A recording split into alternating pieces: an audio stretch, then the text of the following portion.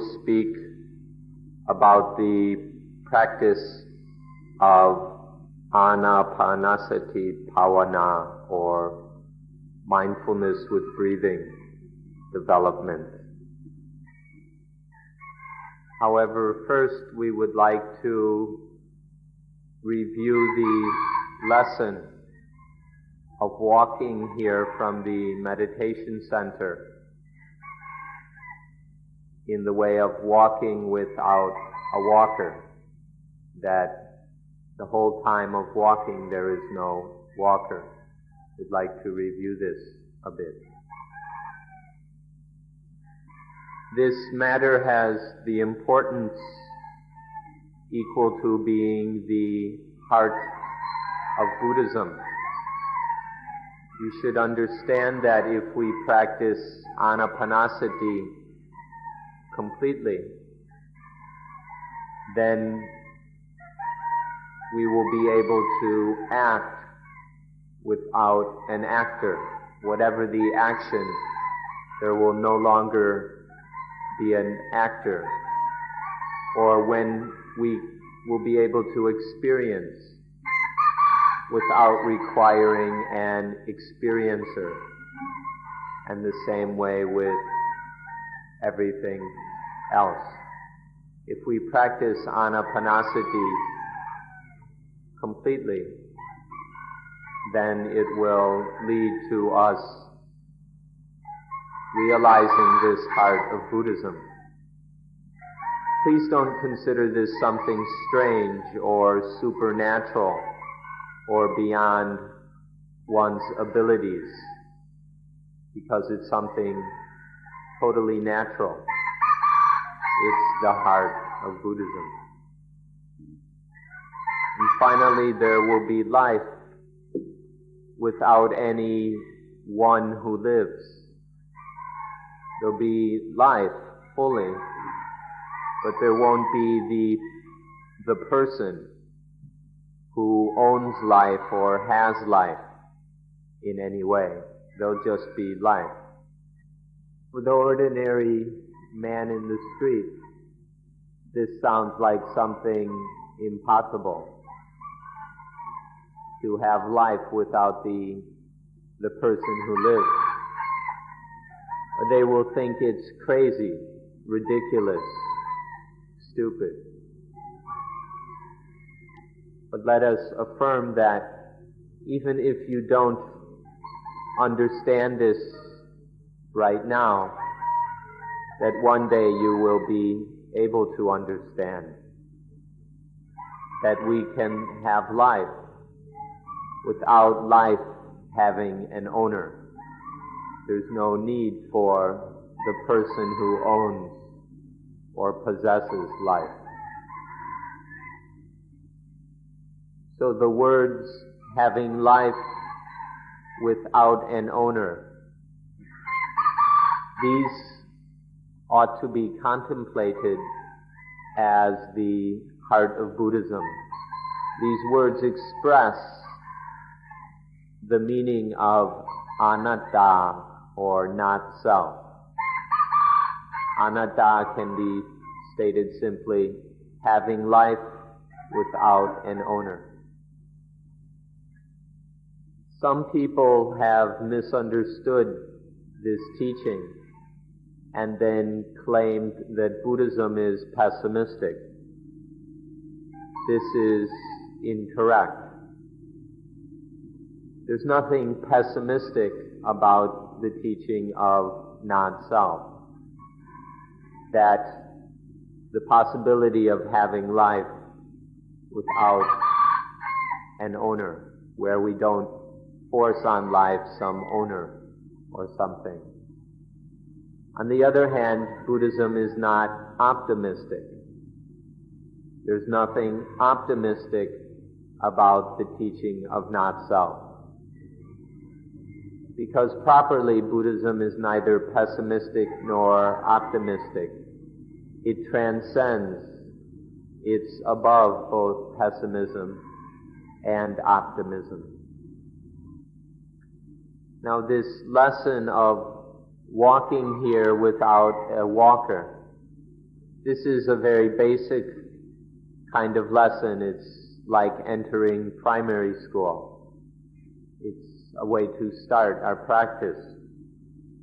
But if you can do this, then it will grow, it will develop step by step until the understanding of anatta, not self,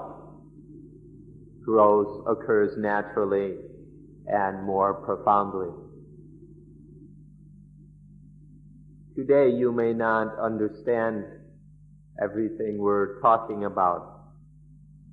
Please do not consider that to be a problem.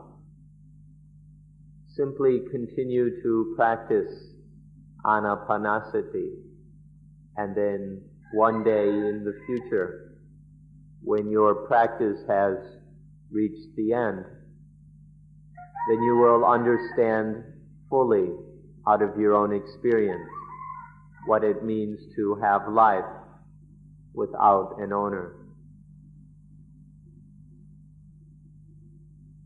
So now we will speak following upon and continuing the previous two talks. We'll examine how to be without existence in all the different meanings of this word, bhava, or existence. For there to be existence, or bhava, means that there is a tremendous burden on life. The more that life maintains and protects this existence or these existences, the more that life maintains and protects this burden, this heavy weight that it carries. The first Pali word we'd like to mention in this context is ohita haro. Haro means burden, means a heavy weight. Ohita means to shed, to drop or to shed. And so ohita baro is to shed one's burdens, to shed the burdens. Now, existence, we know what it's like to carry a heavy object, such as a sack of cement. But the burden of existence is far heavier. Bhava is like carrying a mountain around. So we should consider what it is to shed such burdens. Another word is bhava nirodho. Nirodho means cessation or quenching, where something goes out and never ignites again.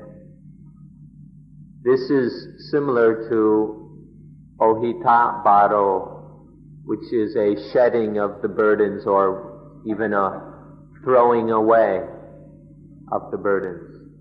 But bhava nirodho is even more, has a deeper meaning if one understands it. One doesn't even have to go and throw this stuff away. It's just the burdens dissolve, disappear. And then there's no burdens. The burdens have ceased without having to actually throw them away. Now, in order for bhava to disappear, to end completely, on the highest level, on a higher level, this is done by eliminating its causes. The way for something to end something is to remove its causes. And the causes of bhava, of existence, are the defilements, are desire and attachment. When one can remove the desire and the attachment, then bhava will disappear automatically.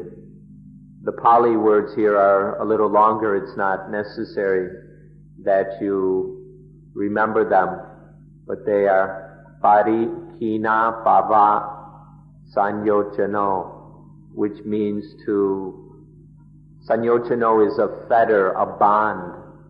And so parikkhina is to sever, to cut, slice through completely, to sever all bondage to existence. When one has cut through all bondage to existence, there is no more desire or attachment to cause further bhava. And then the causes, the conditions for bhava have been totally eliminated. And then bhava has disappeared. This kind of activity is called discovering the treasure hidden on one's forehead.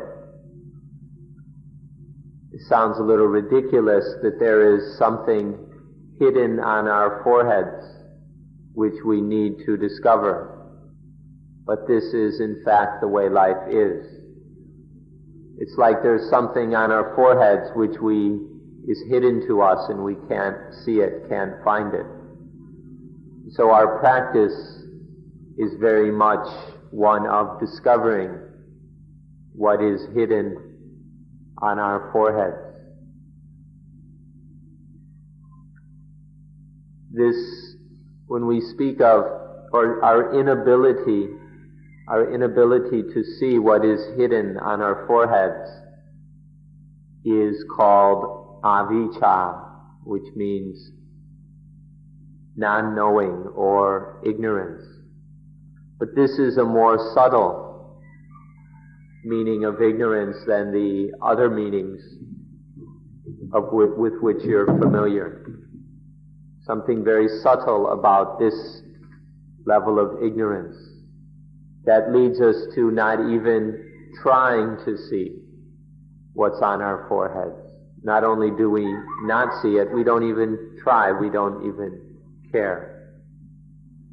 Discovering what is hidden on our foreheads then is the supreme art of Buddhism. The practice of mindfulness with breathing is able to eliminate ignorance. It can successively cut through ignorance, and therefore we say that mindfulness with breathing is an art, step by step. Every step of the way, every lesson from beginning to end is then a very refined art, the kind that will eliminate ignorance. And so this is why we have made arrangements for you to study and practice mindfulness with breathing at our meditation center, so that you will then be able to use this art. It seems that nowadays there are many kinds of meditation, many different forms, all of which are later products, things that have been created and produced long after the Buddha's time. Here we're not interested in any of those. We're interested in the original form of meditation which the Buddha taught. This is sufficient and satisfying for us. Learning about all the newer methods is very complicated, and there are so many to choose from. We feel that it's more than enough to just stick with the original approach of the Buddha. So why have we chosen this form of meditation? first reason is that it's convenient. Our breath is always with us. The breath is a very convenient meditation object. Wherever you go, you take it with you. This is a portable kind of meditation. It doesn't depend on a certain place or certain paraphernalia or certain teacher or anything like that. The breath then is the most convenient object for meditation. Further, anapanasati is calm and peaceful. It's a cool kind of meditation. There's nothing tumultuous or disturbing about it. There are some kinds of meditation which are quite frightening, disturbing, even kind of ugly.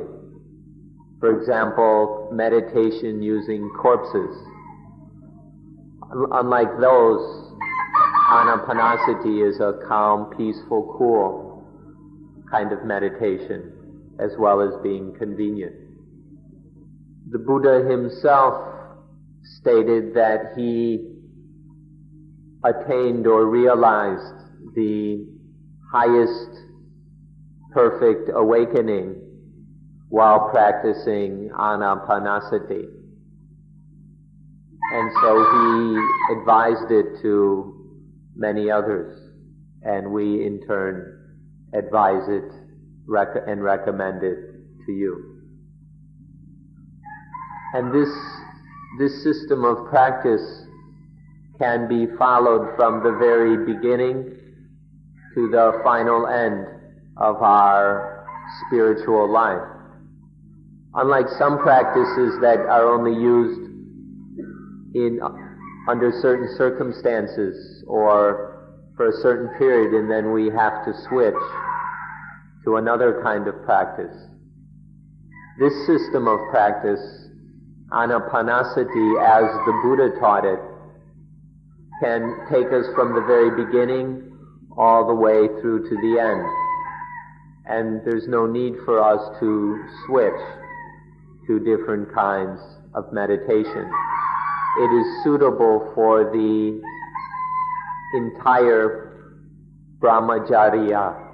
The brahmacharya is a term the Buddha used. It means the highest or the supreme way of living. And so, we often translate it now the spiritual life. So for the entire spiritual life, this system of practice is appropriate. Sila, which is a kind of natural morality in life. Samadhi, which is training and development of the mental powers and faculties. And panya, the development of insight and wisdom. These three, which make up our practice in morality, in mental training, and in wisdom. These which are our practice, as well as that which is the results of practice, which we speak of as being magga, phala, and nibbana. Magga is the level of insight. When wisdom has reached a sufficient level, it becomes a kind of insight which cuts through our habits of attachment, our ignorance. And then there is phala, which is the fruits that certain attachments have been ended, they've been cut through and eliminated. And then there is nibbana, which is the coolness that results when attachments have been ended. These express the results of practice, the cutting through of attachments, their having been ended, and the coolness that spontaneously arises when attachment is ended. Whether speaking of the practice or the results. All of these are contained directly within the system of practice which we call mindfulness with breathing. Ways of practice, or practices which have other names, for example, the Noble Eightfold Path, are already included in mindfulness with breathing. Mindfulness with breathing is the Noble Eightfold Path, or kinds of understanding that go by other names, such as the Four Noble Truths, the Ariya Satya. These too are included within Anapanasati. This kind of practice includes all the practices and all the understanding of Buddhism. In this one practice we get the whole package. Here, Anapanasati means to be interested in, to pay attention to some Dhamma. Dhamma means something we ought to be interested in, something of value and importance to us. Anapanasati is to pay attention to examine some Dhamma with every moment that we are breathing in and breathing out, to attend to this something of importance while breathing in and breathing out. And then we can exchange these Dhammas. After the first one, then we move on to a higher Dhamma. And then when we've studied that one sufficiently, we move on to another one. And then so step by step, we exchange Dhammas for higher ones until reaching the highest, until reaching the end of our practice. And through the entire practice, we examine these different Dhammas on higher and higher levels while experiencing the breathing in and breathing out. The reasons for successively changing the Dhammas which we examine, the reasons for this are found within the practice itself. It's not really necessary for us to explain them to you now, because you will see these reasons in your own practice. Why after a certain point we need to exchange the current lesson for the next one, and so on. The causes for this, the reasons, the value of this will become apparent as we practice.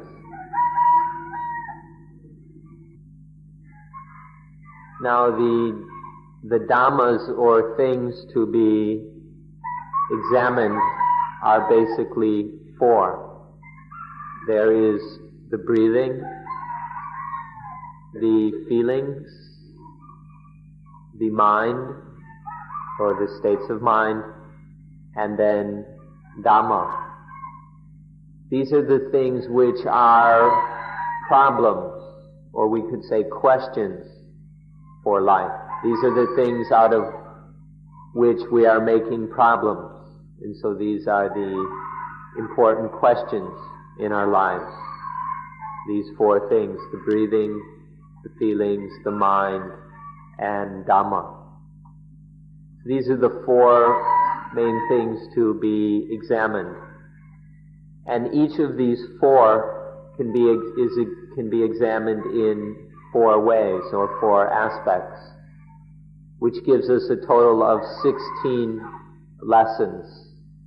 We study these four things, each in 4 lessons, so the total is 16 lessons in order to understand that the things which are problems for us, to answer the questions of our lives.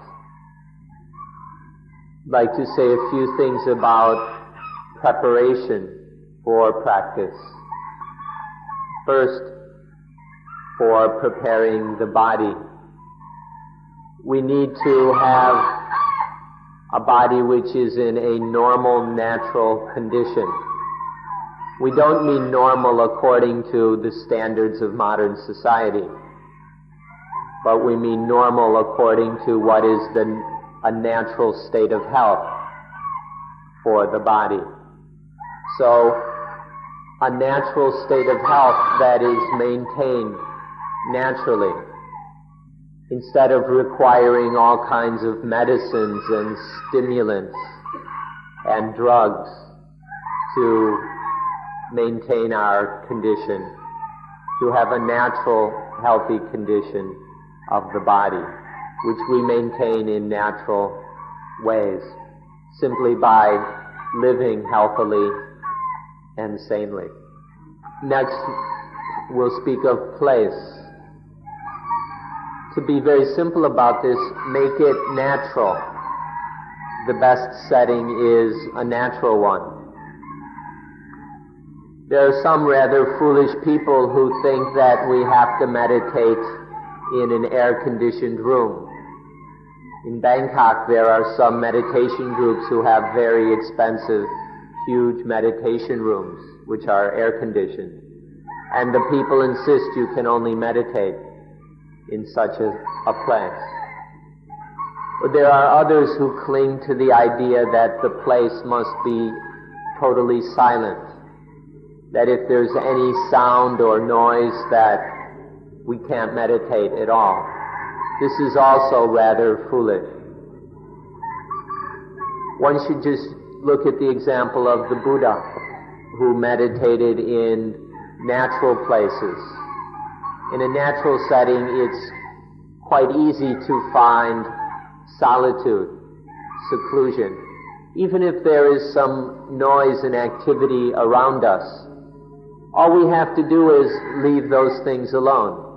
If we don't pay attention to those things, then we have our solitude. Especially if we forget the self. If we forget ourselves, then there is automatic seclusion and solitude, even if there is various things going on around one. This is how to prepare one's place.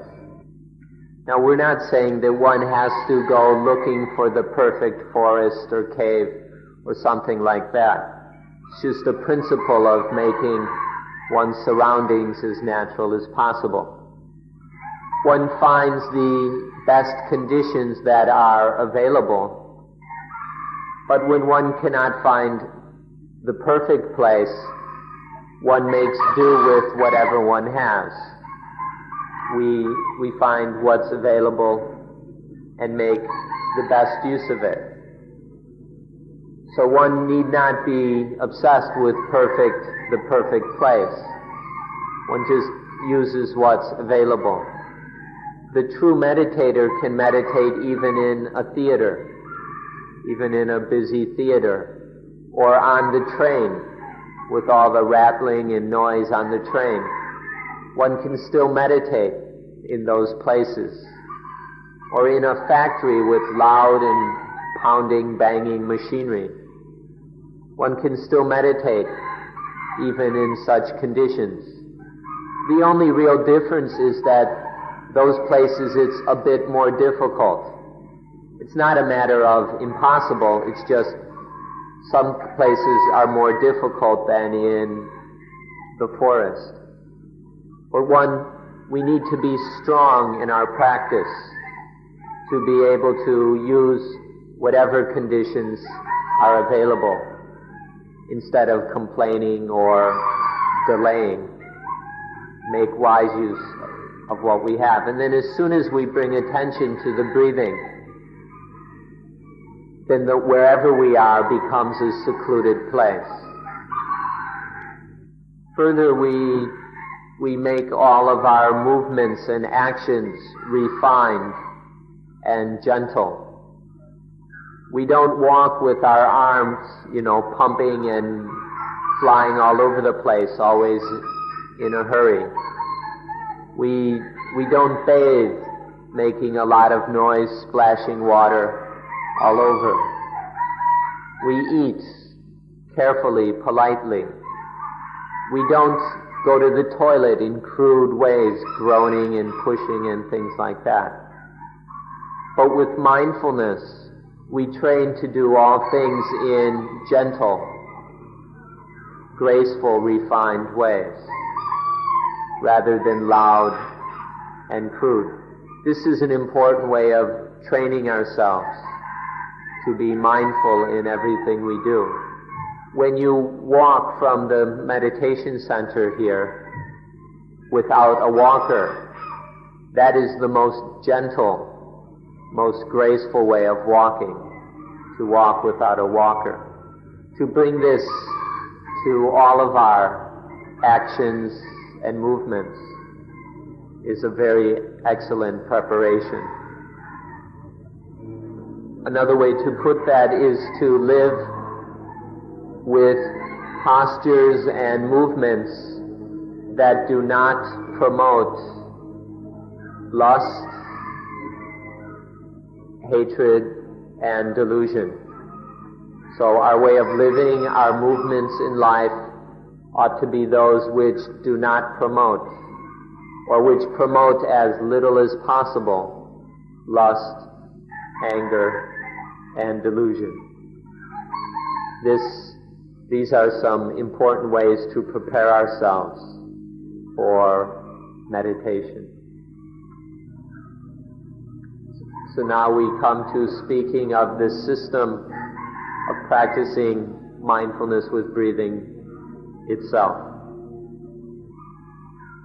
The first stage of practice is called Kayanupassana, which means contemplation of the kaya, or body. When we speak of body or kaya here, or in Thai it would be pronounced gaya. When we speak of the gaya, the Buddha mentions specifically the breath, because kaya means a group or collection of things. And then he specified the breath, as well as the flesh of our physical bodies. And then these two kinds of groups, the breathing and the flesh of the body, these are together, can also be called a group or body, a kaya. Dealing with the breathing and the body together, the flesh of our body together, this is the first stage of practice. As for the breath and the breathing, this is something you already know for yourself, so we won't go talking about it. Instead, we'll advise you on some ways of practicing with the breathing. The first lesson is the long breathing. We distinguish between long breathing and short breathing. Sometimes these are so different that they're totally opposite. If you take some time and examine all the different kinds of breathing that occur, if you explore all the different possibilities in your breathing, you will discover the long breathing. Once you have found the long breathing, then you can study it, investigate it, and explore it until you know all the facts and all the facets of the long breathing. Now, in the long breathing, there are variations of heaviness and lightness, of coarseness and refinedness or gentleness. And we study these. The differences in heavy and light, coarse, refined, bring about different effects in the body. They bring about different benefits. And so we need to study these variations in the long breathing of heavy and light, coarse and refined, in order to see what kind of different results, effects, and benefits they bring, in order to understand the long breathing in all its aspects. The second lesson is the short breathing, to study all aspects of the short breathing. And then we will know how the short breathing and long breathing differ. We can study the very, very short breathing or the not so short breathing and the variations in between. We study the different kinds of short breathing to see how they differ in activity, effect, and benefits. The more we study the short breathing, the more we will see how different it is than the long breathing in its activities, effects, and benefits. Eventually we see more and more clearly what kind of long breathing is most appropriate, and we see what the short breathing is like. So in the end we see that there's important differences between the long breathing and the short breathing. Understanding one helps us to understand its opposite. And so together this leads to a comprehensive understanding of the breathing, and we know the kind of breathing that is most appropriate. The most important thing to learn here is the different influences, the different reactions of the long and short breathing. We need to learn this now because we'll use this understanding later in our practice. The third lesson is to observe that the breathing group and the flesh group, these physical bodies here, are connected, to see the close connection between the breathing and the rest of the body. All the different kinds of breathing, long, short, heavy, light, coarse, fine, all of these kinds of breathing have their influences upon the flesh and blood of our bodies. This is the third lesson, to see this very deeply, this connection. For example, if blood is flowing quite copiously, there's a lot of blood pouring out of a wound, one can use the very long, refined breathing to actually slow the flow of blood. This is just an example of the connection between the breathing and the flesh and blood bodies. Just to more deeply see this connection is lesson 3. The fourth lesson is calming the breathing. Once we've seen that the breathing has such direct influence and important influence on the rest of the body, then we realize that by calming the breathing, the body is calmed. The more subtly, the more we calm and relax the breathing, the more the body calms and relaxes. So in order to have the relaxed, calm, healthy body that we require for meditation, we can use the breathing. We can't bring this about directly, just by telling the body to be relaxed, but we can use the breathing in order to calm the body. So the fourth lesson here is refining and calming the breathing. Now one should ask, what will be the results and benefits of practicing these first 4 lessons?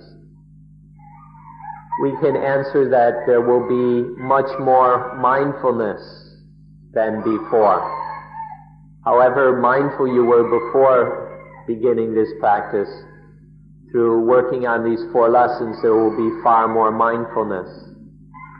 There will be far more samadhi. The mind will be much more stable, strong, clear, alert. And there will be much more wisdom. Our comprehension and understanding of the things in our lives will be much more extensive than before. We can say that Sila, Samadhi, and Panya are developing. Sila is usually translated morality, and people often think of it as following rules, whether the 5 rules of Buddhism or the 10 commandments or whatever. But here we don't need to have such a crude kind of sila, of normalcy or morality, but just that one is able to control oneself by practicing anapanasati, the self-control and discipline inherent in that is a very natural kind of sila.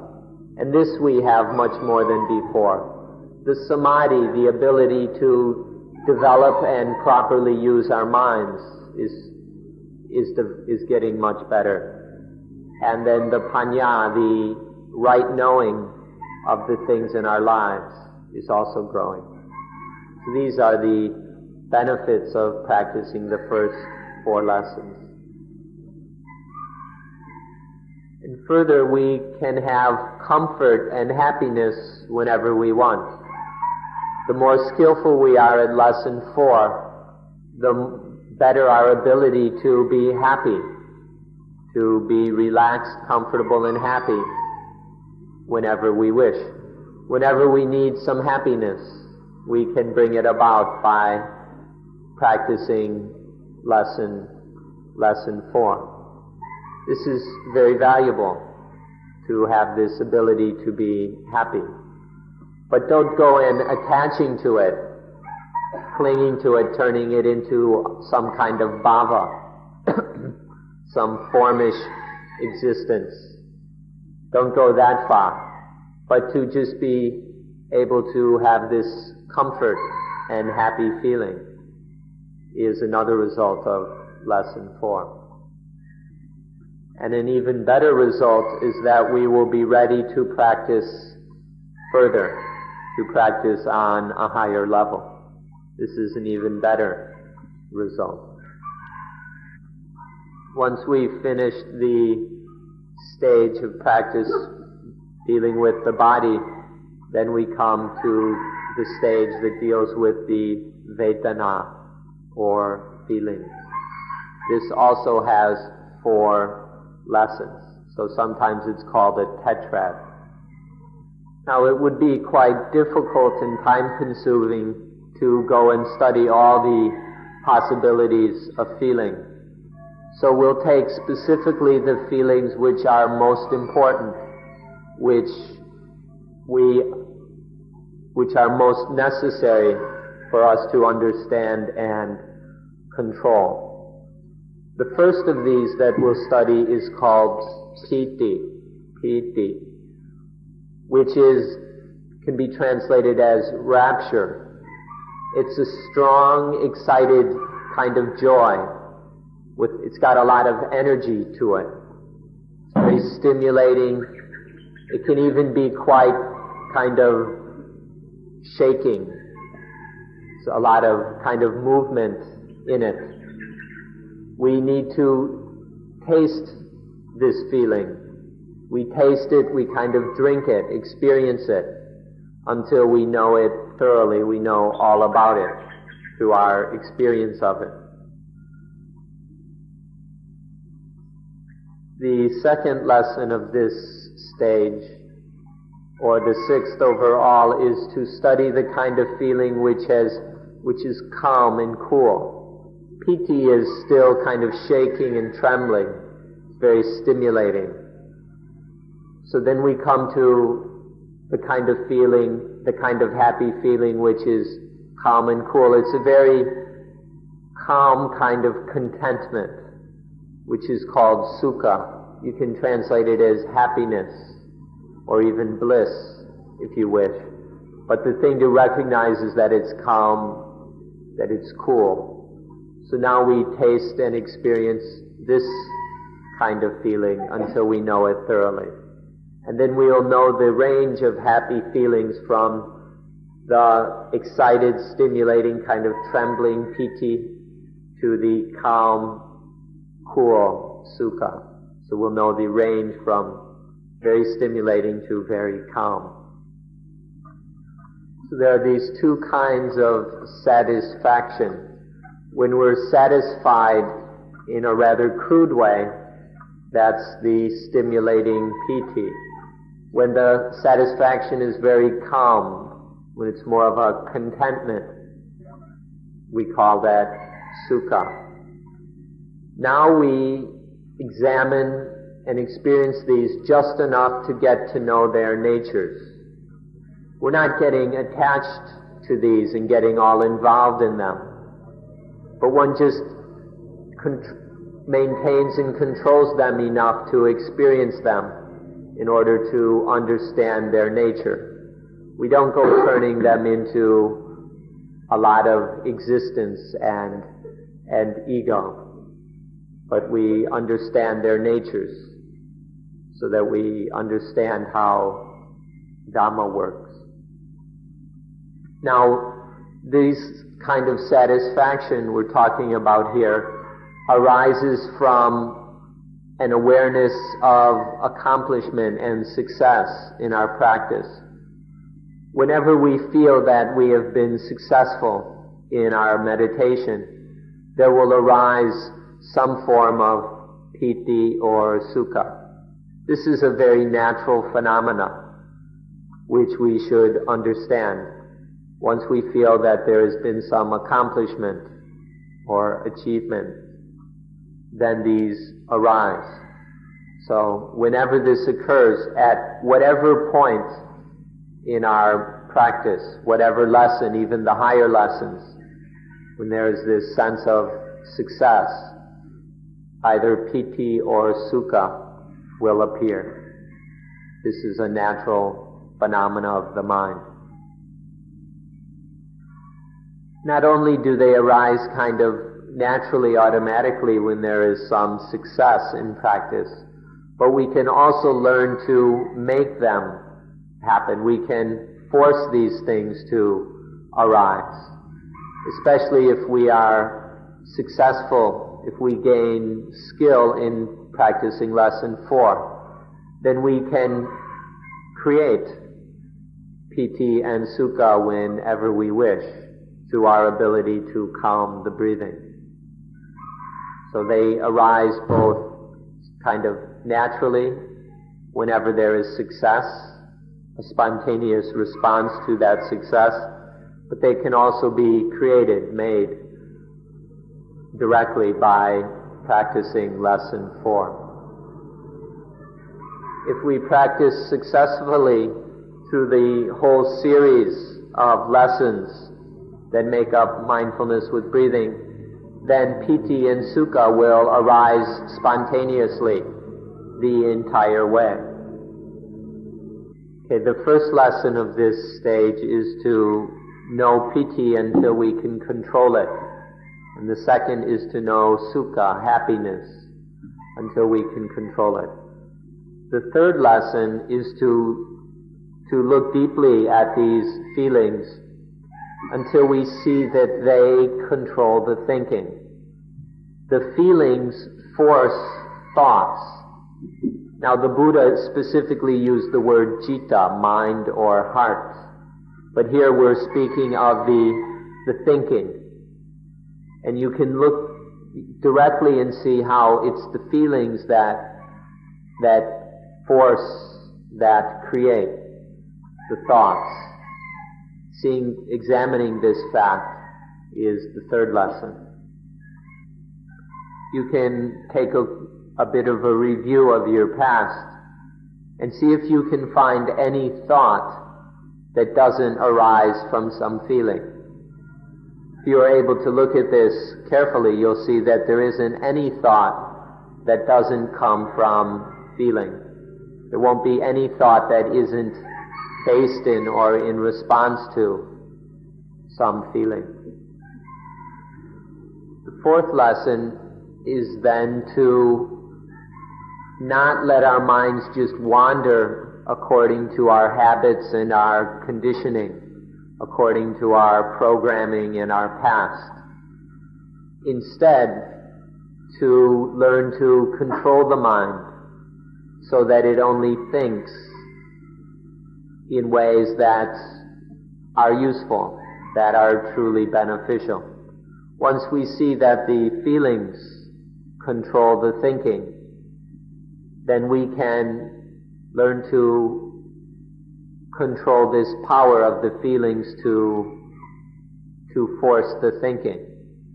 And then we can use this so that our thinking only follows lines and ways that are actually useful.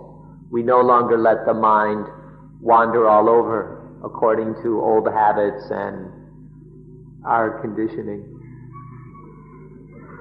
When we have gained mastery in these latest four lessons, those concerned with the feelings, then our mindfulness will be even more quick and subtle than before. One's morality will be even more complete and natural. The firmness, stability, focus of mind will be even stronger, and wisdom will be deeper, more extensive. So our mindfulness, sati, that one's morality is, or sila, the samadhi, strength of mind, and panya, wisdom, all of these are developed even further than when we had finished the first four lessons. That means that we will have an even, as these four grow, then we can have the ability to control the feelings. Instead of letting the feelings control us, we can control the feelings, which is the same as being able to control the world. When we can control the feelings, there's nothing in the world that can create a problem for us through the feelings. And now we can practice Dhamma on a higher level than previously. We can move on to an even more refined stage and an aspect of practice. Don't ever forget this, that our practice is always enabling us to move forward to a higher, more refined level of practice. Which brings us to the next stage, that concerning the citta, the mind or heart, in which there are four lessons also. The essence or purpose of these lessons is that we will know the thing called mind thoroughly. We'll have a thorough and complete understanding of mind, and we'll be able to control the mind according to our aims. The first lesson here is to know every kind of mind, to know the mind in every kind of type or condition it has. This we need to speak of in some detail in order for you to understand. Now, in many cases, we know the different kinds of mind by direct experience, by experiencing that mind itself. However, there are a few kinds of mind which are rather exalted, And until we have had direct experience of them, we can only know them through inference, through comparing them with minds that we already know. Now we can quite easily experience the mind that is lustful, the mind that has anger, the mind that is deluded. We can experience all of these directly. We have frequent experience of these kinds of states. But that which we will have to know by inference are the opposites of these. The mind that is in which lust is totally absent, the mind in which there's absolutely no hatred or anger, no delusion. We're meaning the mind in which these are totally absent. There are no seeds left of lust, hatred, and delusion. These kinds of minds we have not yet experienced, so we can only know them from inference. But we can get a good understanding of those minds by studying how lust, hatred, and delusion bites us. When we see how, for example, lust bites the mind, how it makes the mind hot, when we see the kind of suffering and pain that this causes, then this will allow us to infer how peaceful, how cool, how free the mind is where there is no lust. And the same thing we can infer from our experience of the pain and heat of hatred and the dukkha of delusion. The next pair is the mind which is distracted, the restless mind, and the mind which is not at all restless, which is totally undistracted. The distracted, restless mind, the agitated mind, we can know most easily when we are unable to sleep. There are the times when we can't sleep because our minds are so agitated. And so we can know this kind of mind quite easily, even in ordinary life. The mind that is totally undistracted, however, is right now beyond our ability to experience. And so we must infer it from our observation of the mind that is distracted.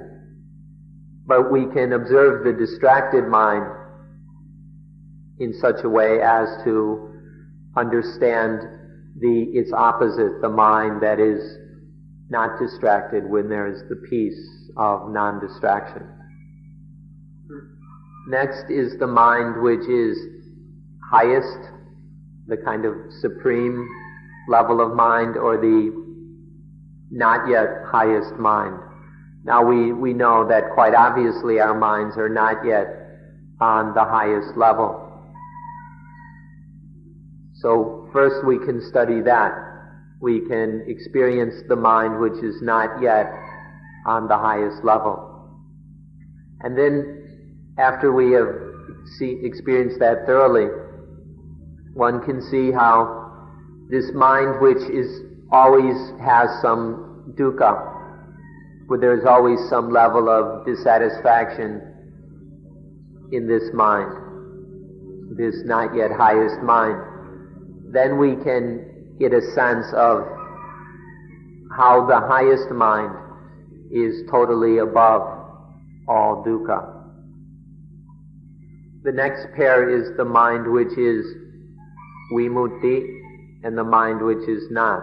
Vimutti means emancipated. So, knowing the mind that is emancipated and the mind that is not.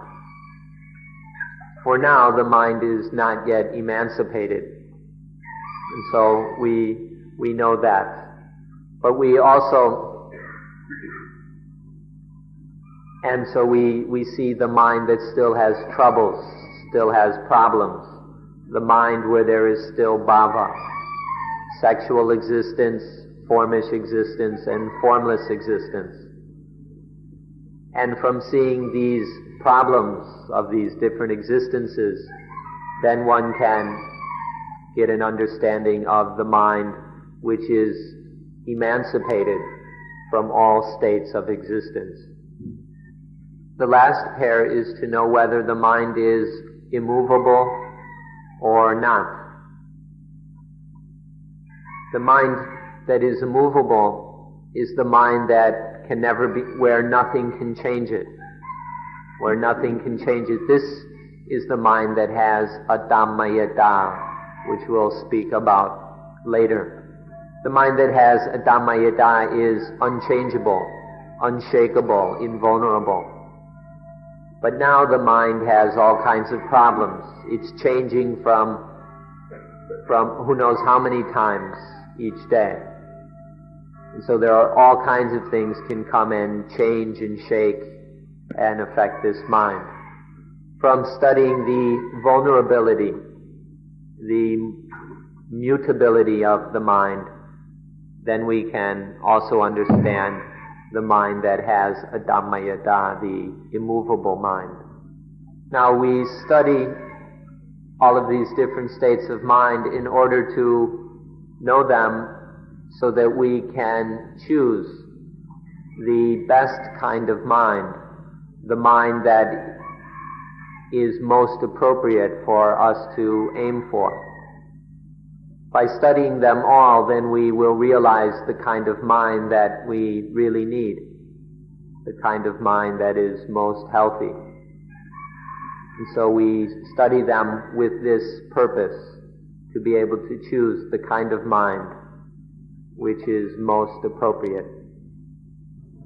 The second lesson of this third group is to make the mind joyful, to have a mind that is in a state of true joy or delight. Now this doesn't mean a mind that is joyful or enjoying different kinds of existence, sexual, formish, and formless existence. But it's the mind that has the joy of Dhamma, a kind of joy which is higher and more pure. And so the mind, we delight it, we make it, we train it, however you want to put it, the mind trains in being joyful on higher and higher levels until this mind, there is the kind of mind which is joyful in the most satisfying kind of way, the kind of mind that cannot be affected or changed or manipulated by anything. The third lesson here is to stabilize the mind, to stabilize or secure the mind. This is the literal name of it, but the meaning doesn't come out quite clearly enough. There are certain qualities of the truly stable mind that need to be explained to properly understand this lesson. The first factor is cleanliness. This mind is clean.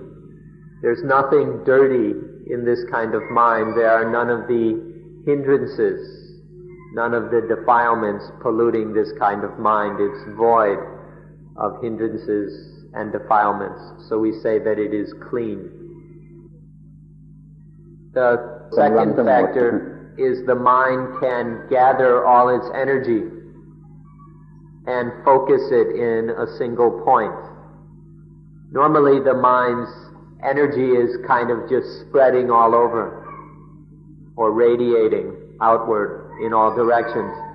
But when the mind can gather all that energy together and focus it in a single point, this is the second quality, this focused, concentrated quality. It's like a magnifying glass which can take the rays of the sun and focus them into a very powerful point, which is strong enough to even light paper on fire. The third factor is a flexibility or agility of mind. Now what this really means is the mind is ready to work, or the mind is active. If the mind is stiff, or thick, or sluggish, then it's not really ready to do anything. But when the mind has this activeness of flexibility and agility, it's no longer a hard or a confused mind. When it has this activity, then it's ready to do any duty, to carry out any responsibility. This activeness, this readiness of mind, the mind that is fit for its work, is the third factor. This quality of mind is the third factor. If the mind isn't clean, it won't be able to gather and collect its energy, to focus its energy. And if the energy of the mind isn't focused, then it won't be properly active. And so these are connected in this way. The mind must first be pure, be clean, in order for it to focus all its energy in one point. And then the mind must focus itself in order to be truly active and ready.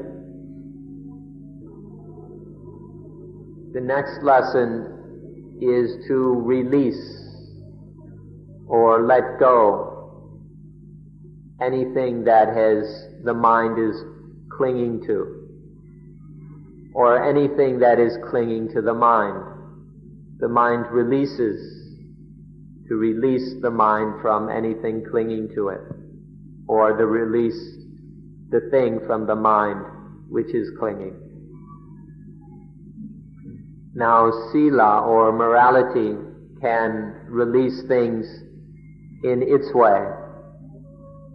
And then samadhi, the mental training and development, can release things in its way. And then wisdom releases things absolutely, according to the methods and means, the power of wisdom. And then sati, mindfulness, and sampajanya, which is a kind of wisdom in action. Wisdom specifically dealing with the immediate situation. This sati and sampajanya are present in the application of all three, of sila, samadhi, and panya. So our training in these 4 lessons regarding the citta are training mindfulness, this wisdom in action, morality, samadhi, and wisdom on even higher and more refined levels. So we can summarize these 4 lessons by saying one is now master over the mind. For all one's life, one has been a slave of the mind's servant, just doing whatever the craziness and the habits of the mind order. But now one is master over the mind. Now one has a mind which the Thais call sarapatnit, which means anything you could wish for. Anything you can wish for, that mind can do it. And we can also describe this as the almighty mind, the mind that has power over everything. So the results of thoroughly practicing these 4 lessons are the mind that can have anything it wishes for, the mind which is almighty. And finally, we have the mind that's ready to practice even further, even higher. We must apologize. We have estimated our use of time a little bit off the mark, and so we've used up the time, but we haven't yet completed our explanation of mindfulness with breathing. So we'll have to finish tomorrow. We've covered the first 3 stages today. We'll cover the last stage tomorrow morning. So thank you for being very good listeners. It's been very patient. Thank you.